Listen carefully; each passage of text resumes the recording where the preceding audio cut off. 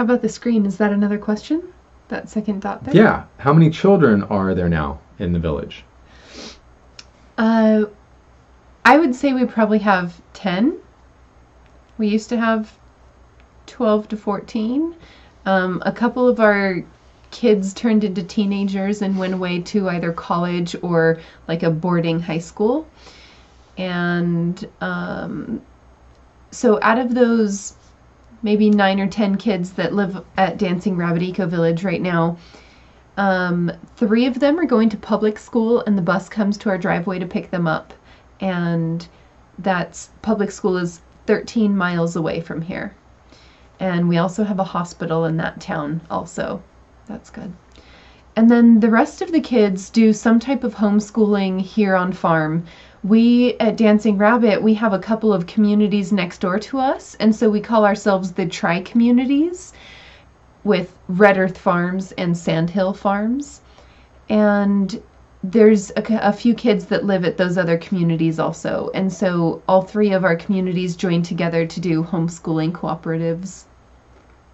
Yeah, and the school bus, though, even for the families that decide they don't want to do the homeschooling or unschooling, which some families do, they can have their kids just get on the public bus, which comes right through the community, which is pretty convenient. And I think it's interesting that the kids sort of tend to, when they get older, they want to go to public school, I guess. I guess it's mostly for maybe their social needs. They become more social and they want to be around more like aged kids. I think that's pretty natural.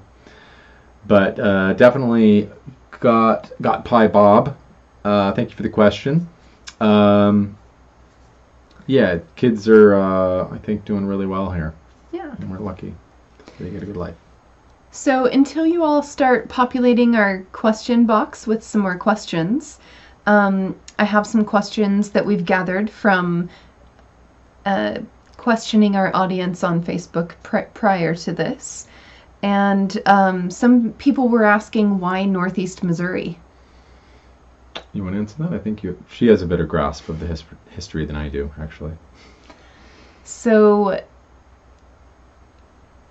some of the founding members were going to school in Berkeley, California. And when they left there to search for land, they were looking for a few things. One of them was inexpensive land and very little building code regulations in order to be able to experiment with natural building. And they were looking for a place that had community nearby so they could lean on them and have a support system. And in 1996, as those half a dozen founding members were driving around the country looking for a place, they found Sandhill Farm, which is a 40-ish year old egalitarian, meaning income sharing, family style farm. And our founding members were able to live there with Sandhill and look around for land to buy in this close proximity, purchase the land, get through their first year or two with lots of help and support from Sandhill. And then this is a little more than the answer of why Northeast Missouri, but that's basically why.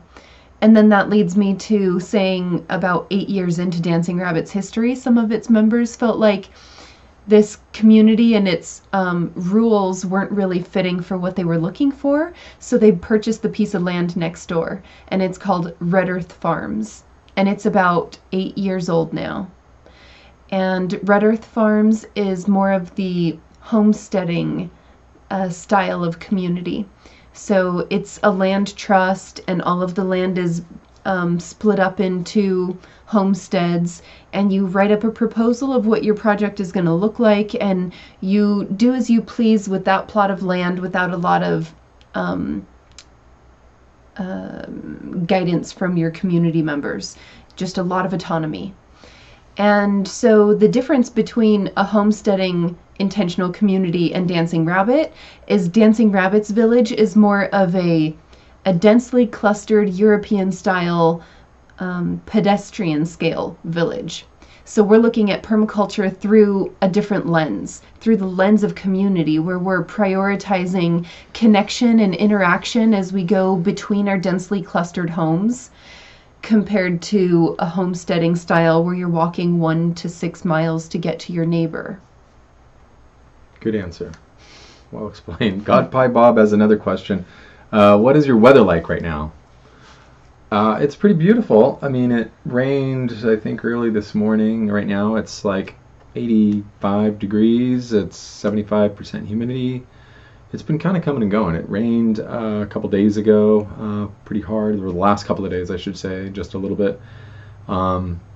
It's been kind of all over the place. It's been a little dry until the rain recently, and then we're actually going to get more rain. So it's pretty par for the course right now for Missouri weather, which is warm. We get thunderstorms and lightning. We get little dry spells, and then a lot of rain all at once. So it's kind of all over the place. We do get some crazy radical weather here, but no tornadoes in my knowledge of the community have ever touched down here or even really gotten close. But certainly north of us and south of us, there's a lot more of that for some reason. This part of Missouri doesn't really get, or doesn't have a long history of tornadoes. Anyway, it's beautiful right now, though. Yeah.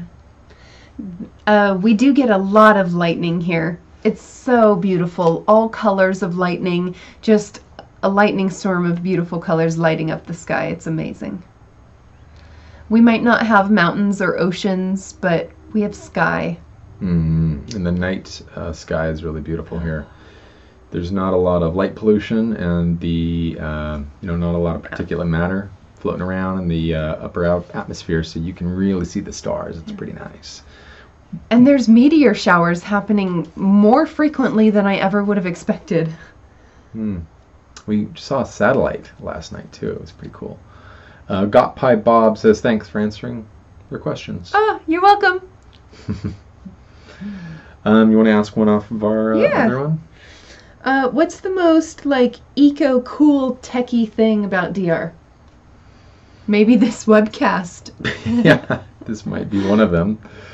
I think that the thing that impresses me about this community is the fact that we do a lot of organizing through the web. We use a lot of Google Docs and a lot of online documents to organize ourselves. So we really are pretty high tech in that way. We've got a lot of good Wi-Fi here. In fact, we just got the local telephone and data internet company just installed fiber optic lines. So we're getting gigabit speed Ethernet and Wi-Fi in the village, and hopefully in the next month. They've already laid all the lines, which is really great. So a lot of people like Ray and I who rely on the internet, we can rely on it now. Why are you laughing? Because I caught myself making faces at you. I probably deserve it.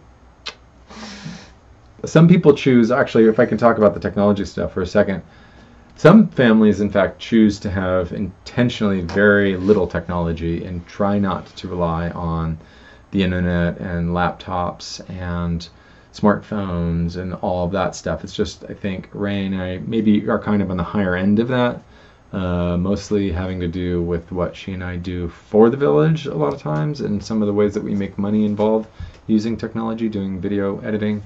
And webinars and that sort of stuff.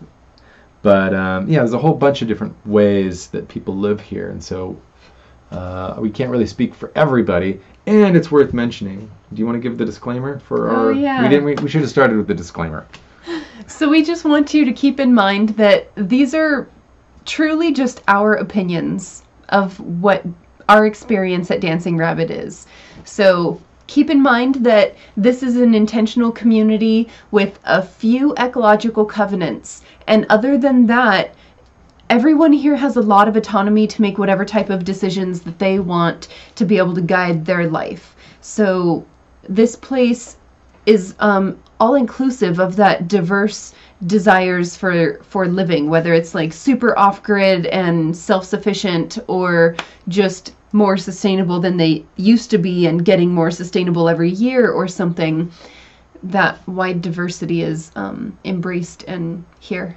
Yeah, because we're really trying to set an example for how to transform cities, how to transform towns, how to transform any other densely populated area, and trying to do that ecologically, trying to show that small towns can do this, that large cities can, apply a lot of the techniques that we use for organizing ourselves, for organizing our homes and our transportation systems and how we use fuel. I mean, we've been doing this now for 20 years at this village.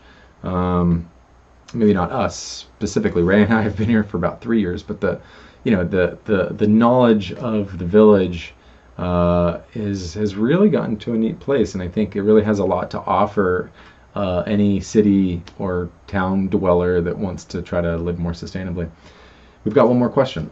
We got actually a couple more. Is there a total population number that the community is hoping to get to? Ray, do you want to answer? That would be 500 to 1,000 people is the mission of the nonprofit of Dancing Rabbit Eco Village. For the whole community, really. Yeah.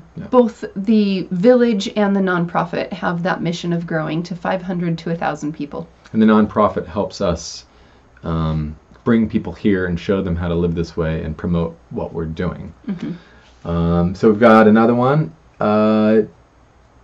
T. Acker says, does anyone have a job off the property? If so, how do they handle the transportation? I can answer that. I'll let you answer that one. Because I do end up traveling for work. It turns out that I have a background having done a lot of TV stuff. So I will travel away to do sound on different TV shows, as I have done for a long, long time. And for me, I just go away for like a month at a time, and I work on a job, and then come back and live for a couple months. So it's actually, I can live a lot longer than that, because typically it's so affordable here that when I take a job in Los Angeles, my money goes a lot longer, for example. And there are some people who do that. But more often than not, I think people end up getting around the transportation, because I think that's really the piece that you're talking about, is the transportation piece. Not a lot of people are commuting here.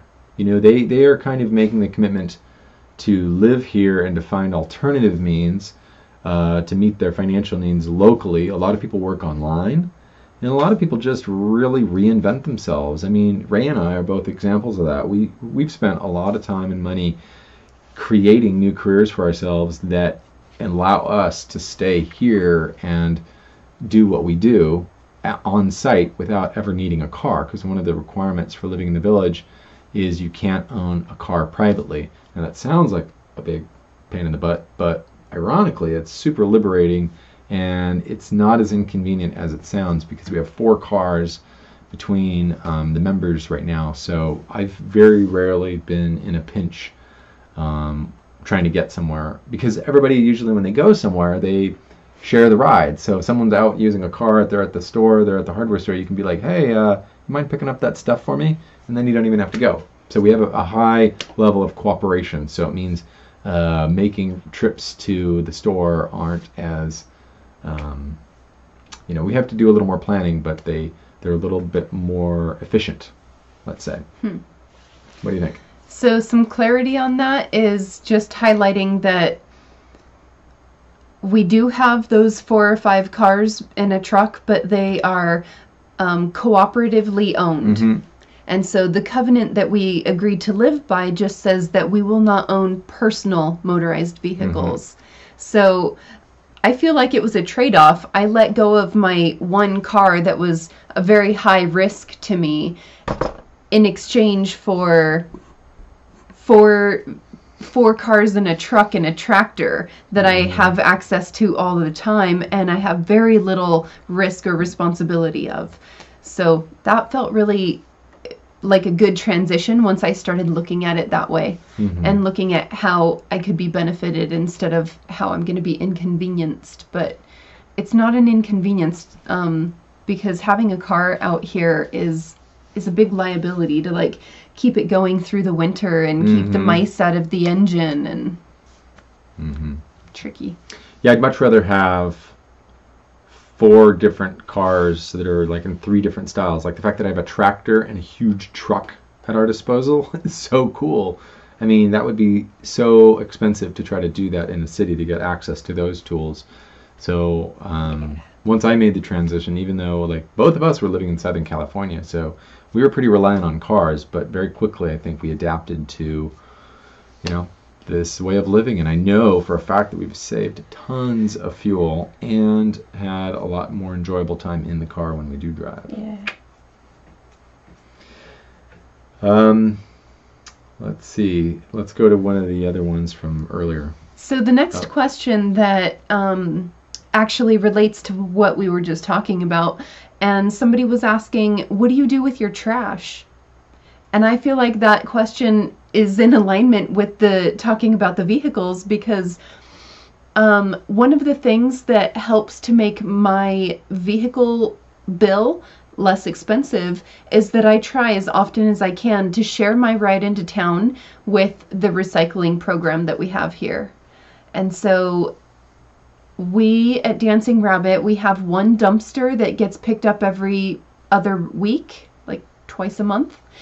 And other than that, we keep and organize all of our recyclables, and then we transport it to a recycling center in our nearby cities. So that means that when recycling needs to go into town, the recycling program will pay for half of the ride into town. And so my dentist appointment, the cost of the travel for my dentist appointment just got cut in half because I took some recycling at the same time. Right, and it feels a lot better than just going to the dentist all by yourself in the car. Yeah. Yeah. Another question, how would the residents be moved in the event of a natural disaster? How would the residents be moved? I'm not sure what that means. Maybe you can clarify, Got Pie Bob. That would be, I guess we can guess at what you mean. Yeah. I think that in case of a natural disaster, we have the skills to repair the damage that has been done to our buildings around here. I think that Northeast Missouri is a pretty safe place if you're looking at like the map of possible places that could get natural disasters in the coming future. We're not near to the ocean. I don't anticipate too much flooding, although we're pretty close to sea level. So, there could be some flooding in some flatlands around us. But in regards to where Dancing Rabbit is located in particular, I feel like we're on such rolling hills that flooding won't affect us too bad. It's just going to be severe storms that might damage things, and I think we'll be able to fix those. Actually, the question was clarified. He wanted to know in the event that everybody had to leave, like there was some sort of big crisis or something. Yeah, I mean, what? I don't know. Maybe if the natural disaster, so if there was a flood, for example, but we wouldn't flood here, and if there was some big storm that came up, even as climate change starts to increase the number of large, terrible storms that happen, I guess just some of us wouldn't leave. I don't see that as a problem. Do you see that as a problem? Not having enough cars for everybody to all mobilize right away? I don't know. I guess if there was some type of disaster, my first thought was there's like this Otis bus that comes through a few big cities around us, and we could call and ask them to come and do a pickup here for certain things. And it's not a thing that happens in a disaster, but I imagine if we needed it in a disaster, it might be an available opportunity. Yeah, I don't really see it as a problem. I can't anticipate a reason we'd all need to get in a car at the same time. And we do have a lot of neighbors who have a lot of cars, so we could huff it a mile to the local town. Rutledge, Missouri is the nearest town. And people in a crisis, I think, would help us out. We have a lot of good relationships with our neighbors. So, yeah. There's another question. Please explain the composting toilet system and how they work. How is the spread of bacteria prevented with rain, water, or spring thaw? I want to explain that All one. Of course. You want to know about the poop. Okay, so whether somebody is pooping into a bucket in the common house or in their own home, we would all share this one central humanure composting bin area. There's actually 2 areas. It might be good to clarify how it works with the sawdust and stuff too, because it sounds, maybe back up a little Straight bit. poop in a bucket? What do you mean? Yeah. Okay, so backing up a wee bit, here at Dancing Rabbit, It comes up at dinner. Pretty much every dinner Oh, yeah. conversation we talk about humanure. So I'm really allowed to talk about this on this video? yeah, totally. Okay, Make it brief. We can keep, give them the short one. Okay. All right. So we leave our contribution in a bucket and cover it with sawdust. And the sawdust keeps the smell down and keeps flies away from it. The bucket fits into a certain contraption that holds it in place and keeps the toilet lid on and around it. And when those buckets are full, we take them outside, and then each person that lives here has like an alphabetical rotation. As your name comes up, then you get to do a humanure shift. And that means that you go and pick up the full buckets, load them into a cart, and take them over to the composting bin. Now, that composting bin gets covered with straw. When you leave your contribution, you kind of dig a hole deep down, put your contribution in, and then recover it all back up with straw. Now, that pile is going to create so much of its own heat, and its temperature is going to be ideally above 130 or 40 degrees for close to 9 months or so, and then it'll be in winter dormancy for a couple of months. And so the Humanure Handbook by Joseph Jenkins is a resource that you can get some solid facts and information on temperatures, but basically your pile gets hot enough for a long enough period of time that it kills any human-borne pathogens that might be able to get people sick. So then that humanure compost turns into soil. We choose to only use that humanure compost out in an orchard and just out in some trees and some prairie grasses and stuff. Only because we're a demonstration site and we get so many visitors that could be on any combination of medications. And so we choose not to put that soil directly into our gardens. That's what we do. It helps to make a closed loop cycle so that as a human being, and I eat this beautiful organic food, instead of creating this waste product that then pollutes waterways and is super bad on the environment and poisonous and full of pathogens, I'm taking care of my own excrement and my own waste in a way that is sanitary and sustainable. And it's closing this loop. It turns into a soil nutrient that then benefits the earth around me and turns back into the plants that turn into the mulch that turns into my food. Yeah, the crazy thing about the composting toilet system is we save about 90% of the amount of water that the average household, the American household, uses approximately, just by employing a composting toilet system.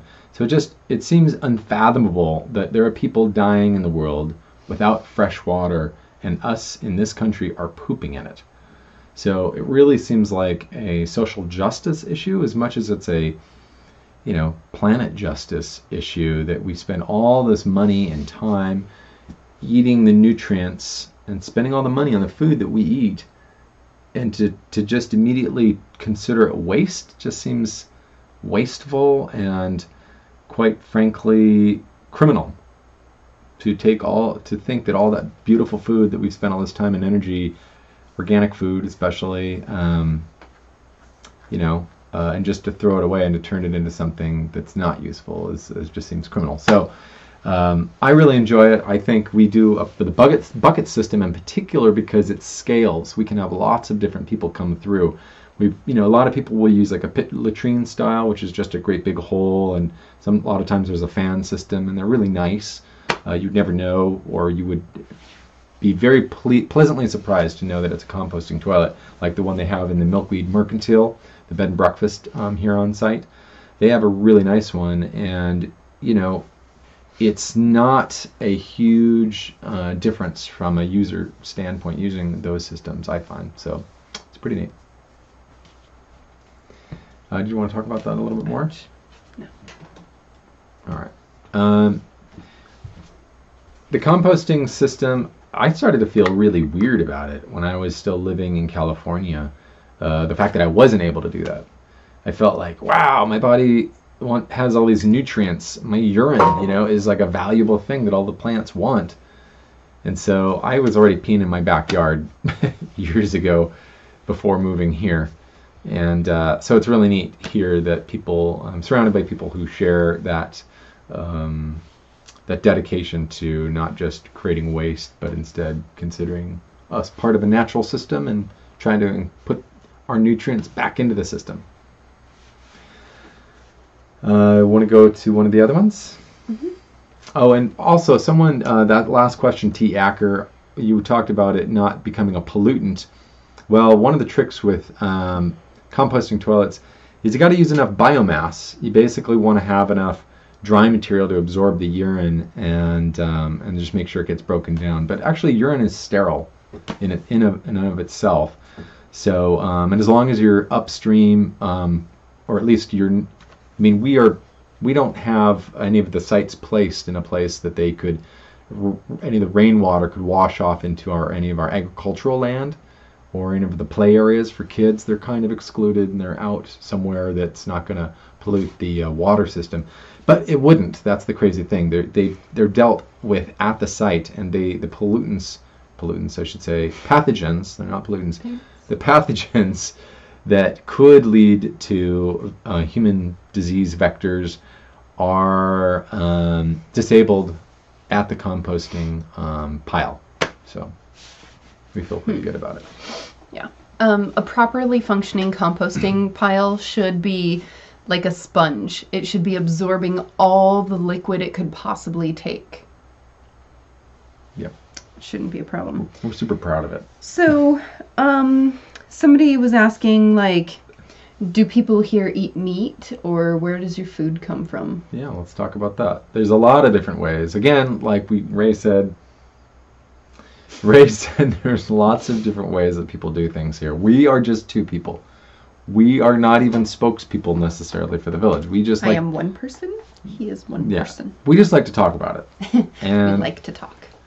So, and we're all leaders here in one way or another, and so we feel qualified to talk about our personal experience. And we do choose to eat meat. We try to source local, food, non-GMO, organically raised, no growth hormones, meats when we do eat them. And we do end up sourcing them from our neighbors. We have the nieces next door who have beef cattle on their farm, and they sell us those cuts of meat in our local little grocery store here on site. And we also get local chickens, we get local eggs, we get a lot of really great local food. Yeah. So. We get our pork from Singing Prairie Farms. Mm-hmm. We catch some rabbits just in the garden in cages, and we eat wild rabbits. Mm-hmm. And we even get deer sometimes too. A lot like the they're donated. Anyways, hey. We actually end up with hunting. Huh? We actually end up hunting with our neighbors and shooting deer. Mm-hmm. and it works out pretty well that a lot of people are able to get all their meat needs just locally. So, like for instance, we end up trading or bargaining for a lot of the meat in the cooperative kitchen that we eat in. So we end up not even really having to buy all the meat that we choose to eat in a year, because we end up trading for a lot of it, including the beef and some of the other stuff that we get. So the other part to that question was, where does your food come from? And let's talk about the rest of the food, not just the meat. We have a lot of neighbors who are farmers, or gardeners at least, and they grow some portion of our food, and we order bulk dry goods together. And so we have this little like shipping container of a grocery store kind of building, and we order all of our dry bulk goods together there, and then we go and pick up our portion of the order. And then that grocery store also acts as like individual servings of bulk dry goods. So maybe I don't want a whole 25-pound bag of this type of bean, but I just want to go and get a quart jar at a time. I have access to that. Just to give Sylvia Jones, hello Sylvia, who just joined us. We did just talk about composting toilets, and just a quick recap, we do have a centralized composting toilet system in our common house, and we have a system employed internally to rotate through shifts to dump it into a thermophilic, dedicated, isolated composting area. So we do love the bucket system for composting here, but we do have another question. And to get some more details on that answer, you can watch the rest of this video after it takes some time to upload. Maybe about an hour after we are done with this video, it'll be up and available on YouTube. Yep. For future viewing. Or you can go to our website too, dancingrabbit.org, for the village, and there's a lot of great information on there. I got another question from T. Acker. What type of natural building homes do you have there? Has anyone done an Earthship type home, and if so, how well did it work? I would say that our neighbor Kyle has an Earthship style home where like 3/4 of it is earth bermed. It has a living roof, and how is it performing so far? It's still under construction, so it's hard to say, but it's always pretty comfortable in there. The other natural buildings, so Dancing Rabbit being a place where we can experiment with natural building, we have the highest number of natural buildings in one location, maybe just in the U.S. And so... in the Midwest at the very least. So we have, for example, one example of a cob building, which is just sand, clay, and straw all the way through, and there's no like barrier in between the two layers of plaster that's gonna like stop that heat transfer through the wall. So that cob building doesn't perform very well in this climate. Northeast Missouri has really severe winters and severe summers. So I would consider a cob building to be, in this climate, a 3-season dwelling. And if it was located in Oregon or California, a cob building would be performing great. Most of the buildings here that you will see will have either timber framing or post and beam construction with straw bale infill. Now, then on top of those straw bales, we're going to put 3 or 4 inches of an earthen plaster. So from one side of the straw bale, you have earthen plaster, and the outside temperature is trying to cool that side of the wall, and then you're trying to heat the inside of that wall, and that whole 18 inches of a straw bale is going to be there to insulate and not let the air temperature change very drastically. So yeah, a lot of straw bales, a lot of, there's actually also some green construction here. Some of the community-owned buildings are just green construction, meaning that we try to use some certified sustainable wood and the mostly reclaimed materials when possible. and high performance materials, windows, doors, insulation, to make sure that the building at the very least has a nice long lifespan, because it tends to be, I think, definitely natural buildings. I think there's more service, that goes along with a natural building. So people who tend to build their own buildings, I think, go towards a natural building move because they're easier and low tech and more affordable to build, but they do require upkeep. We have a timber frame building here with earth and plaster inside and out, and it means that every 3 or 4 years we're going to probably put on another thin coat. On the outside at least. And the outside at least, yeah, because of erosion or just any, settling from the building. There may be some small cracks and stuff that develop in place, and that's pretty common for natural buildings. But that's the trade-off. You get something that, our building, mostly with some exceptions to some of the materials we use, can just be ripped apart and composted. The straw bale insulation, the reclaimed wood that we use, the local wood that we sourced for a majority of the materials, even the brick floor that we used, these can be reused, or they're just natural and they go right back into the earth.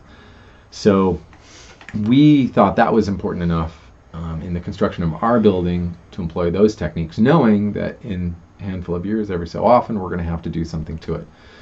So a natural building also requires a lot of maintenance to keep it rodent proof, because if your building at all becomes accessible to rodents, the insulation value will quickly decline as the rodents burrow through your straw bales. Mm-hmm. So it's really important to keep up the maintenance on a building to get the life of the building to last. And somebody asked for clarification about keeping moisture away from the straw bales with the plaster. And yeah, that's another thing you really want to keep. They say with natural buildings, especially if you're using straw bales or any natural plasters on the outside, that sort of thing, that you want to have a really good hat and really good boots for your building.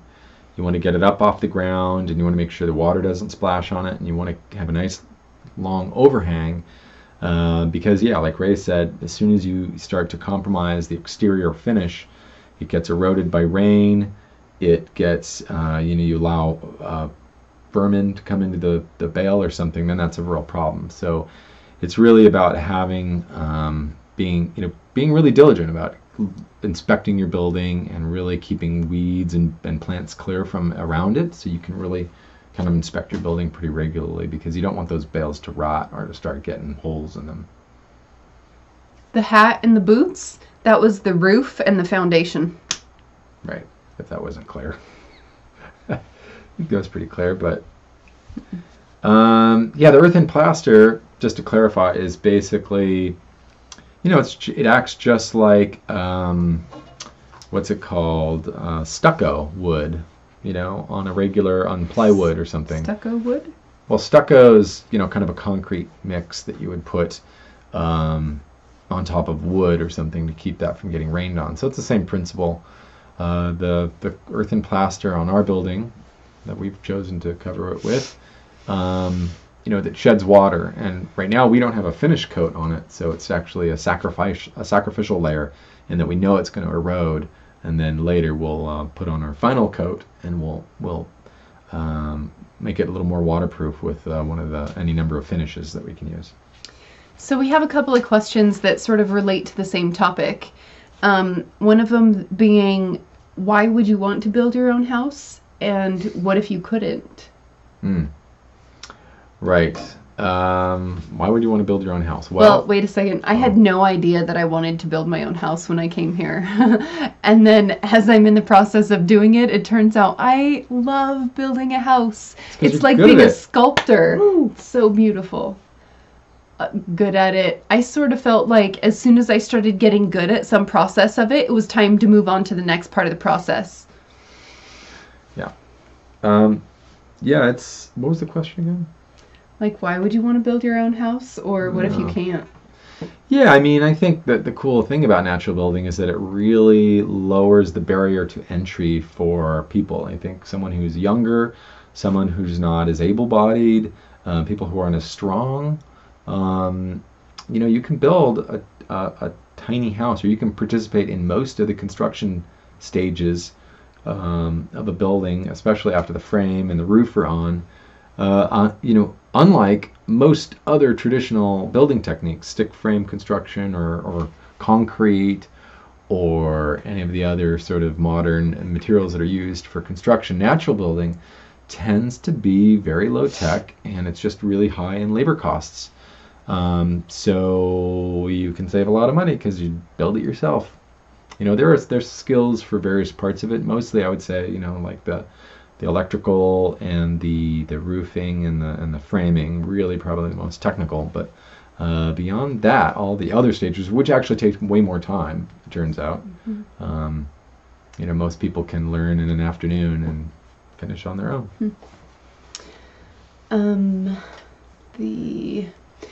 The reason for why I might be interested in building a natural building is because of the connection that it gives me to my place, making me feel like I'm growing roots, and because of the opportunity for connection with my neighbors. When I was building our house, our neighbors would pass by and just offer to help or talk about that phase of the project, or we would throw a work party and many of our neighbors would come over and work on our house with us. And then the work exchangers that wanted to come and work on our project with us, and they were so eager, it created such deep bonds with the people that you're working with, and when you both are covered in mud, it's a really deep connection. And then what if somebody can't build their own house? I would say that here at Dancing Rabbit, there's half a dozen natural building contractors that would be willing to build the house that either you designed or they designed or we designed together. There's also plenty of people here on farm available for work. So maybe you want to build some portion of your home yourself and have some input into it. You could possibly hire laborers and hire a contractor and be part of the build yourself. And you could choose how much involvement you wanted to have. So that's how you could do it without totally doing it all yourself. Or you could just show up, and one of the natural builders here likes to build a building, and when it is complete, then it is for sale. And so that's another option, is that you could just arrive here and there would be a building or two for sale, and you could just buy one once you're a member. Hassan Hall makes really beautiful buildings here. He's actually building his third building, and it's his biggest one yet. And if you go to YouTube, and go to the Dancing Rabbit Eco Village page, Dancing Rabbit Eco Village I think it's page. DR Eco Village. Yeah. Is on YouTube. On YouTube. You'll see the little video that Ray and I shot about his previous two buildings. So it's pretty cool. I recommend you check it out. We've got one question here if you want to do that. Okay, we're up on time. Great. So the question here, we'll make this, I guess, the last question. We're going to keep it pretty short here.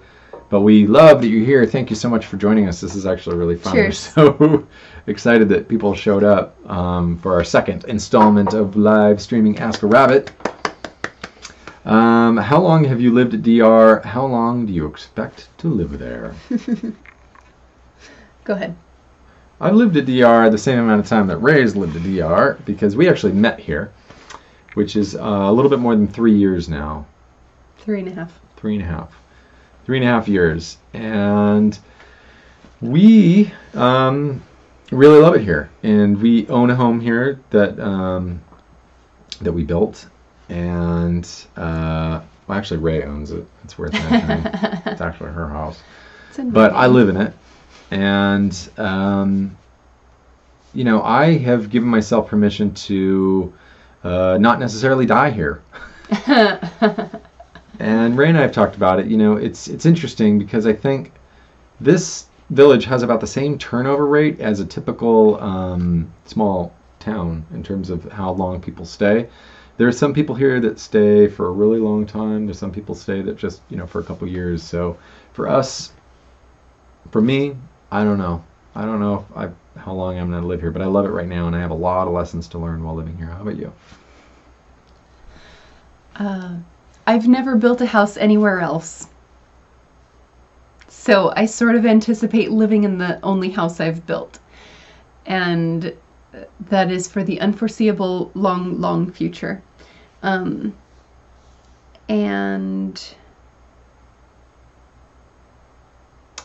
I guess I had another question that I wanted to be the last one that we end with. Somebody was wondering, how can they visit Dancing Rabbit?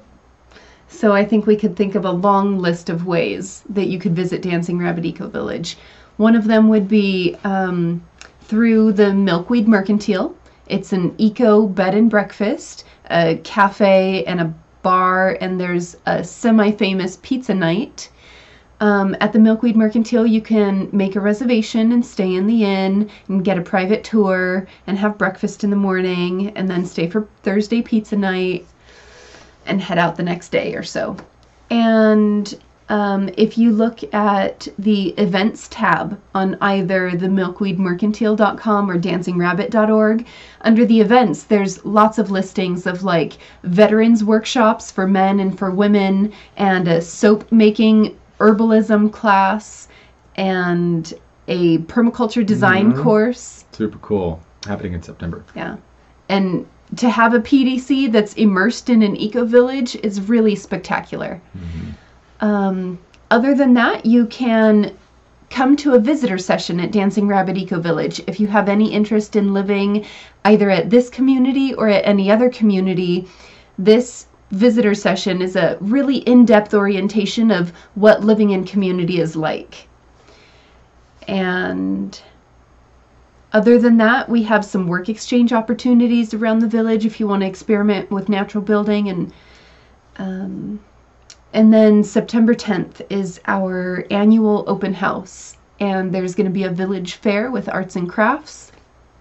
And that, especially if you live in the area, you live, driving distance, it might be a really good time to come and check out the village. So